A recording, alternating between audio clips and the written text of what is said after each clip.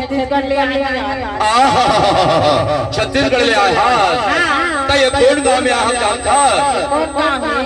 ये हम मध्य प्रदेश के पाटन गाँव में वो अमहा टोला तो छत्तीसगढ़ ले अमहा टोला में आया तो भले करे हाँ लेकिन ये अमहा टोला में मैंने सोच समझ के रहे काबर जानता